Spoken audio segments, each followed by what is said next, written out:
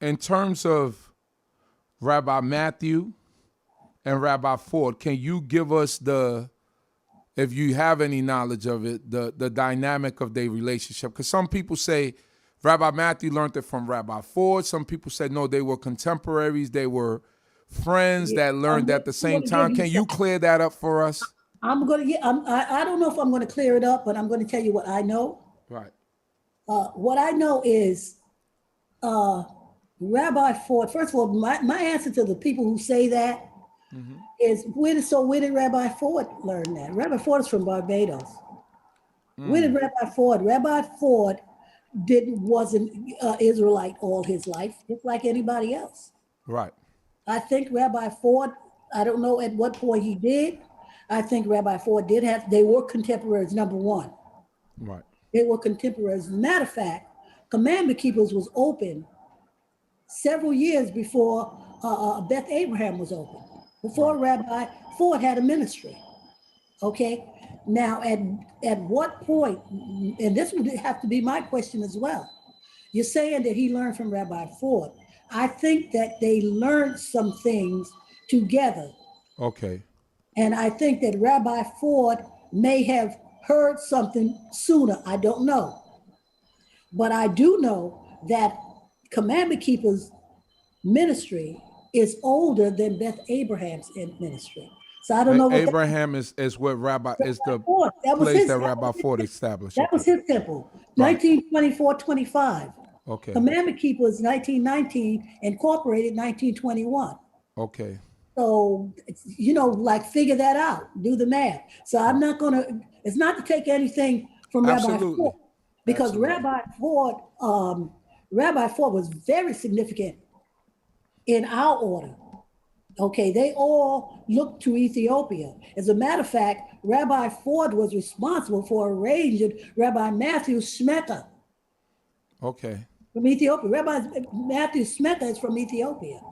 And a lot of people don't know that. Rabbi Ford had something to do with that. So people who don't know people like to figure things, they like to add 2 and do and get 8, but they don't understand the dynamics. Okay. They don't understand when he went to settle back in Ethiopia, Commandment Keepers helped support that effort. Okay. And used to send, for years, aid to them. Okay. There were specific fundraisers that went toward that effort that was being done back here in the States. So they were colleagues and they were friends to the end.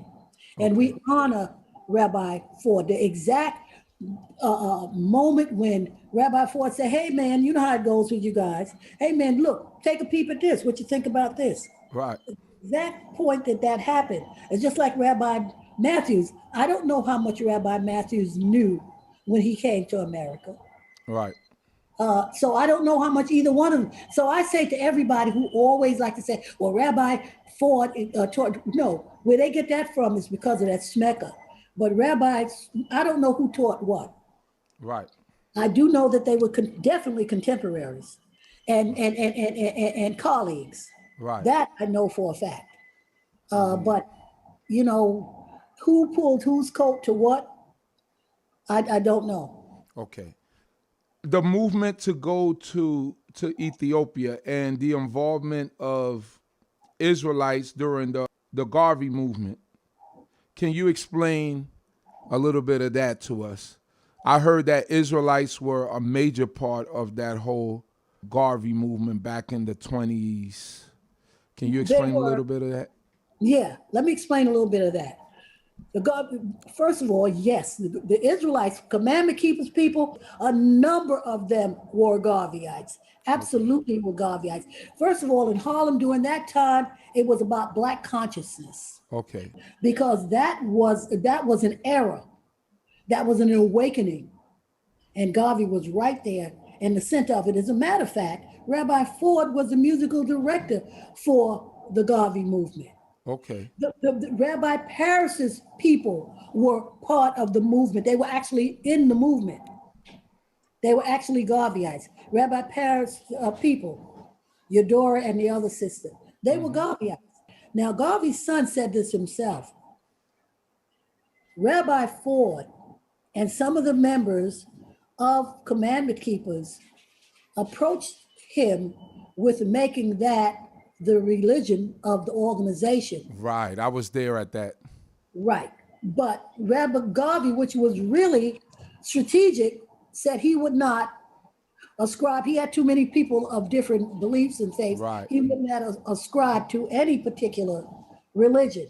But they actually tried to influence that. Right. They wanted the Garvey movement to be the Israelite religion to be part of the Garvey movement. And Rabbi Marcus Garvey strategically said he didn't think it would be a good idea because he had some kind of big bishop or some big Christian minister who was a part of that movement. Like I said, that was an awakening in Harlem. Black people were trying to be black back then. You understand what I'm saying? Right. And people who don't understand that don't understand anything.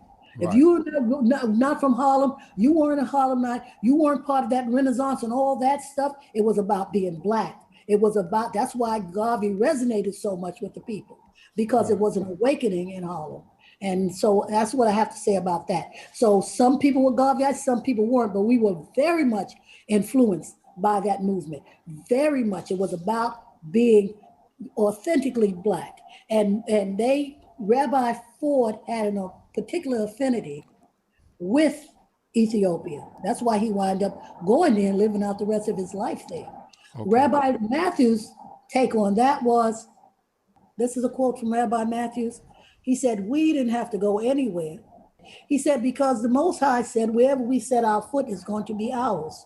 So go if you like, but he didn't find it necessary. Okay. That was a quote from him. Okay. Okay. So he wasn't against it, but he said you didn't have to. He wasn't against it, but he didn't feel that was his. He didn't feel his calling. It was his calling. Okay. And the Israelites who are here now could be thankful for him, because that's why so many of them know who they are. Hallelujah. Because he stayed here, and he seeded this ground. He seeded this ground here in America. Rabbi Matthews is responsible for that. Yeah, because if you look at it in terms of if everybody goes to Ethiopia, who's going to look out for the scattered children that's in this captivity? And that's what Rabbi felt his mission was, more to here in America. And that's why, and as I said, that's a quote from him. Whereas Rabbi Marcus and a number of people, not any mass number of people, but a number of Israelites went with him. The Paris family, that's how they got Rabbi Paris, incidentally. Oh, right, because they got him from Ethiopia and they adopted him and brought him back. They didn't adopt him; they just took him and brought him. They took him. Okay. They hit him. And okay. Okay, oh, I got you. Yeah. So, but yeah. And then he went on to become one of the greatest scholars that we had. Absolutely, one of the great scholars in our community. Right. You know, both religious and secular. You know, because he taught at school. Right. You know, he was brilliant too. Yes. He had one of those minds. Rabbi Matthews did too. Rabbi Matthews spoke several languages. Rabbi Matthews had one of those children are smart like that too. Right. You got a smart gene. Right. The genius gene, we call it. Yeah, genius gene. Yeah, he in other words, certain things is easy for them to learn. Right. Concepts. They got those photographic memories they retain real well. Yeah, Rabbi Matthews was no joke. He was a brilliant man. He wasn't easy, but he was a brilliant man. And when I say he wasn't easy, he was also sweet and kind too. He would cook for you, feed you. You know, we used to hang out with him some Saturday nights in the kitchen, you know. So he was a sweet guy. He could be a sweet guy, but when it came to law and when it came to being on that beamer, he just was really kind of, you know, he didn't have the velvet glove. Right. That wasn't him. That's not him. So moving on from that era and, you know, the whole Rabbi Ford, I'm glad that you clarified a lot of what we know. Oh, also, is it true that Rabbi Ford wrote the national anthem for the U.N.I.A.? Yes, he did. He was a composer. Ethiopia? Yes. Right. That's absolutely true. Okay. That is absolutely true. And then they got into a dispute about it too, about some kind of royalties or something like that. But absolutely, that is absolute. Great men, great. I'm just so blessed Those were great men.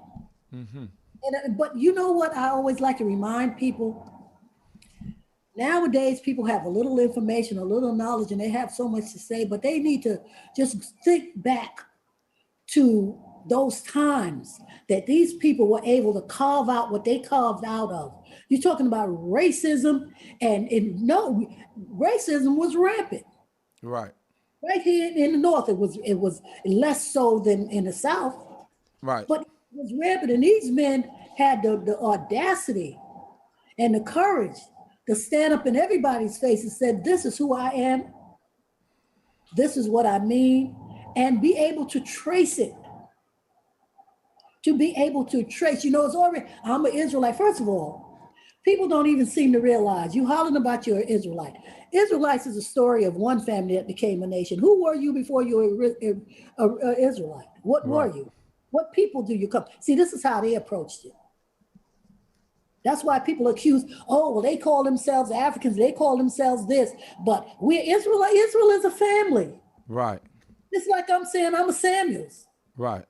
That started something and Right. that became great. But who was I? Who's my people? Right. This is how they taught. And this is what these younger people need to learn. It's well and good to say you're an Israelite, but you have to be able to trace. I can trace everything I talk about. That's why I'm so confident.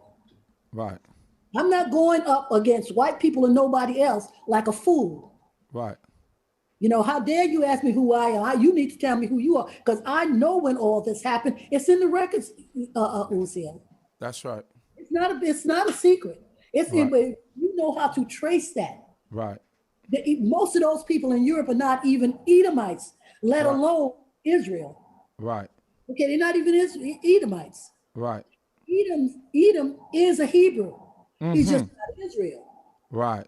Just not Israel. Right. So you got to start there first. And this is where those people started from. The families, there's many families, I tell people this all the time, of Hebrews. Ishmael was the first one after Abraham. Right. Don't forget that. Ishmael is a Hebrew. Right. You know what I mean? Many families Absolutely. are Hebrew. But what we were taught from children, we are the Hebrews of the Hebrews. Hebrews of the Hebrews. Chosen. We the Hebrews of the Hebrews. We were Yeah. chosen from all the families, because there's a lot. Since Keturah had 6 sons. Right. Those are Abraham's seed. Right. Many families are Hebrews. Right. When Moses met his wife, that's a Hebrew family Right. he connected with. Right. Okay, so anyway, I don't want to give a lesson right now. No, it's great. This interview is going so great that But it's people been almost like an hour already, and it doesn't even feel like an hour. We still got a lot to cover, so a lot I'm because grateful. people let you go ahead. But people got to understand it. So when I listen to people sometimes, and I don't want to be rude or anything, but you got to know a little bit more. Than saying you're an Israelite. There's nothing wrong with saying you're an Israelite, because that's the other thing a lot of people don't know. Jacob, his life was still known as Jacob. Do you realize that? Right. Jacob, that Israel name, that was his spiritual emanation. Okay. So that's why sometimes I call some of our folks, I say, you Jacob's children. Yeah, I got it. You can call yourself Israelites all you want, but you're acting like Jacob. Okay. So that's, they have to understand that connection. Right. That's the spiritual emanation of Absolutely. Jacob, Israel. So you're gonna holler Israel all day. You better act like Israel. Okay. Because otherwise, you're still in family. You're still family, but you're Jacob's children. That's who you are, because you're acting. Okay, let's continue. Got you. You know, yeah, that was a serious thing when he made that transition. Absolutely. Playing with this is what I'm saying. Right. And learn. Right. That's what I'm saying. Continue. So we're talking about the U.N.I.A, and I've always seen these great parades, these elegant parades that they would throw through Harlem, that they would have through Harlem. Did your family, your parents ever speak to you about any of that, the pageantry and all of the stuff that they had in Harlem during that time? No, we never had a lot of discussion about that. If my husband was here, he could speak to you more about that, because not only was he older than me, I told you his father was part of the movement, and he would have more. He was very connected with that movement. He was very connected. Okay. So he would be able to speak to that more than I could. Because don't forget, I'm kind of young in terms of a lot of things that went on. Now, I'm 78. Right.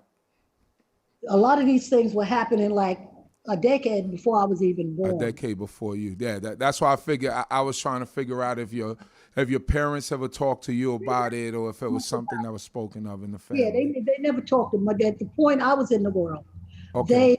I guess that was another, they had moved on to another era of their life. Okay.